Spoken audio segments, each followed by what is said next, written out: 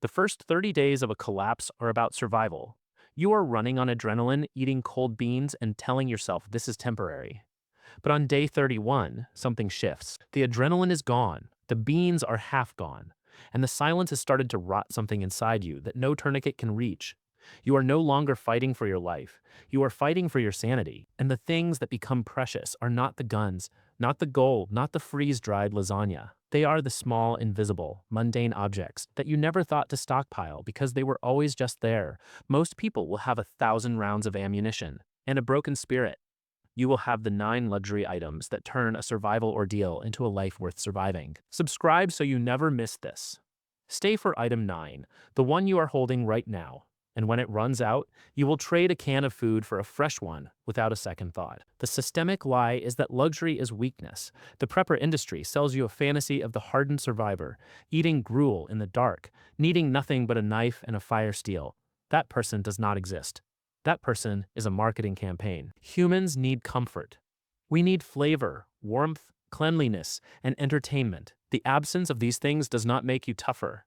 It makes you depressed, reckless, and eventually suicidal.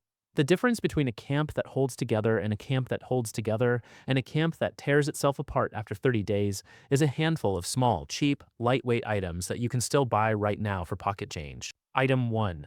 Instant coffee. This is not about caffeine addiction. It's about ritual. Every morning of your life before the collapse began with a warm cup. That cup signaled the start of the day. That cup signaled the start of the day. A moment of quiet, a sensory anchor. In the aftermath, mornings are cold, dark, and terrifying. A cup of instant coffee, boiled over a twig fire, is not a beverage. It's a psychological reset. The warmth in your hands, the bitter aroma, the familiar kick. It tells your brain that the world still has order. It keeps morale from cratering. Most people will trade ammunition, batteries, or medicine for a single sealed jar of instant coffee crystals. A $20 jar at the grocery store right now will be worth its weight in silver after 30 days. Stock it deep. Seal it in Mylar with an oxygen absorber. It will last years. The soldier, the refugee, and the survivor all agree. Coffee is not a luxury. It's a combat multiplier. Item 2. Hot sauce. 3 days into a survival diet of rice, beans, and canned meat, your tongue begins to die of boredom. The food sits in your stomach like a stone because your brain has stopped producing the digestive enzymes that anticipation triggers. Flavor is not frivolous. Flavor stimulates saliva, gastric acid, and the will to eat. A single bottle of hot sauce, Tabasco, Sriracha, Louisiana Crystal, turns a gray bowl of survival slop into a meal you actually want to finish. It costs $3. It lasts a year, unrefrigerated. It requires no cooking and no preparation. In a barter economy, a small bottle of hot sauce will trade for a can of food. The person who cracks a little red into the communal pot is the person everyone wants at their table. Most people packed salt and forgot that salt without flavor is just sodium. You packed the hot sauce. Item 3. Wet wipes. The water is gone. The showers are a memory. Your body is caked in sweat, grime, and the fine black soot of cooking fires. Poor hygiene after 30 days is not just uncomfortable. Fungal infections bloom in the folds of your skin. Bacteria from your hands enter your mouth when you eat. The morale collapse of feeling filthy, of smelling yourself and recoiling, is a silent, grinding misery. A single pack of unscented baby wipes can clean a full body when water cannot be spared. Face, hands, feet, crotch, armpits, done in 30 seconds, disposed of in a sealed bag. You feel human again. Most people stockpile ammunition and forget that in World War I, trench foot and dysentery killed more soldiers than bullets. Wet wipes are a portable shower. Stock a flat, the alcohol-free ones for bodies, the alcohol-based ones for hands and surfaces. When the baby aisle is empty and your neighbors are dirty, you will be clean. Item 4. A deck of cards. The sun goes down at 6. You have no television, no phone, no internet. You are sitting in the dark with the same 3 people for the 30th consecutive night. Silence breeds paranoia. Paranoia breeds conflict. A deck of cards costs $1 at a gas station. It is 1,000 hours of engagement.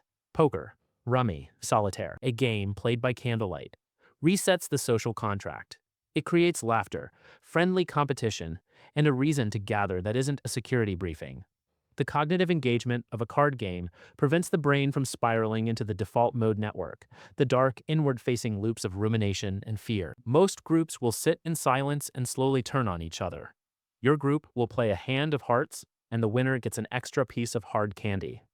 The deck of cards is not trivial. It is a therapeutic device disguised as entertainment. Item 5. Chocolate. Real chocolate. Dark chocolate. The kind that melts at body temperature and coats the tongue in a flood of fat, sugar, and phenylethylamine. After 30 days of survival rations, a single square of chocolate releases dopamine, serotonin, and endorphins in a cascade that reminds the brain that pleasure still exists. In the siege of Leningrad, in the trenches of the Somme, in every prisoner of war camp in history, chocolate was the black market currency of hope. Most people will trade almost anything for a taste of sweetness and fat after weeks of savory deprivation. A 10-pound bar of dark chocolate, vacuum sealed, costs $30. Broken into pieces, it becomes a reward system, a morale booster, and a barter item that holds value when paper money is ash. Item 6. Lip balm. Your lips are cracking. The wind, the sun, the dehydration, the constant licking of dry lips in a dry climate. A split lower lip is painful, bleeds, and becomes a portal for infection. Chapstick, Burt's Bees, or a simple beeswax lip balm is a 3-gram tube of epidermal repair. It soothes the crack, seals the fissure, and stops the pain instantly. Beyond lips, it works on cracked knuckles, chafed skin, and minor abrasions. In a world without lotion, without dermatologists, without humidifiers, a tube of lip balm is a piece of personal hygiene that preserves your ability to eat, speak, and smile without bleeding. It costs $1. It fits in a pocket. Buy 10. Item 7. Reading glasses. You are 45 years old. Your vision has been slowly declining for a decade, and you've been buying cheap readers from the pharmacy. In the aftermath, your only pair of glasses snaps at the bridge. You are now functionally blind for any task closer than arm's length. You cannot read a map, thread a needle, inspect a wound, or identify a small component on a broken generator. Cheap reading glasses are the most overlooked fragility in the prepper community. You need a stockpile of 3 to 5 pairs in varying strengths scattered in your go bag, your vehicle, and your pantry. You need a repair kit, a tiny screwdriver, and a replacement screw for the hinge. You need a hard case. When the glasses break, your utility to the group drops by half. Most people will be squinting at splinters with a magnifying glass. You will pull on a fresh pair of $3 readers and keep working. Item 8. Hard candy. Jolly Ranchers. Werther's Originals. Peppermints, a sealed bag of individually wrapped hard candies, is a $5 hoard of prolonged sweetness. A single piece can last 10 minutes in the mouth, delivering a steady trickle of sugar and flavor that cuts through the monotony of stored water and bland rations. For a child, a piece of hard candy is a pacifier, a painkiller, and a bribe all in one. For a stressed adult, the simple act of sucking on a candy lowers cortisol and triggers a parasympathetic relaxation response. Hard candy dissolves, so it doesn't go stale. It's pure sugar, so it never rots. A 5-pound bag from the grocery store, vacuum sealed in small portions, is a year's supply of small mercies. Most people will hand their crying child a piece of hardtack. You will hand them a butterscotch, and the silence that follows is golden. Item 9. Paper, pens, notebooks. The grid is down. The screens are dead. Digital information is gone. But you still need to record ration counts, patrol schedules, medical observations, the names of the dead, the location of a water source, a love letter to your wife on the anniversary of a world that no longer exists. A spiral-bound notebook and a pack of ballpoint pens are a permanent information storage system. Paper doesn't crash. Ink doesn't require a password. Writing by hand is a cognitive anchor that prevents the mental drift of an unstructured day. It's also a historical record. The person who writes down what happened, when, and why becomes the keeper of the tribe's memory. Most people will forget the details of their own survival. You will have a journal, and that journal will outlast you. Here is the reality. The survival industry and the tactical catalogs will never print on a plate carrier. After 30 days, you are no longer fighting the elements. You are fighting despair.